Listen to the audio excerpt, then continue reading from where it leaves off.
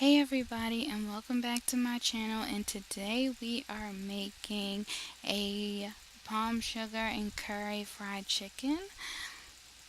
I was sent these spices from Hyro Chef Shop. I will be doing a full in-depth review on them in another video, but check the link below. You can go to hyrochefshop.com to get your own spice. This one is a palm sugar curry. It is very delicious. It has a very mild yet sweet flavor that can be accompanied it can accompany any type of meat, and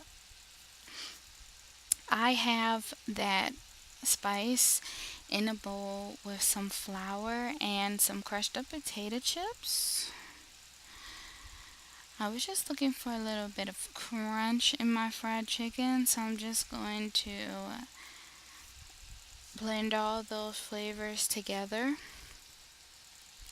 And I have pre-washed my chicken, and it's just hanging out there on the side. I was letting it dry just a little bit. You don't want it too wet, but you want it to be wet enough for the flour mixture to coat your chicken. But if it gets too wet, then of course it will make your flour clump together. So after you get all of the chicken in there, you're just going to shake it up. I did mine in a bowl, but you can do it in a paper bag or a plastic bag, same thing.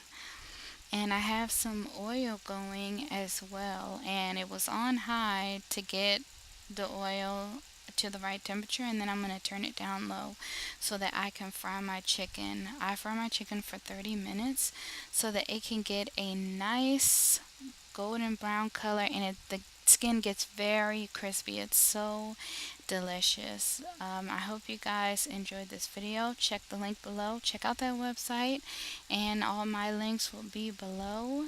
And I will see you guys in the next video.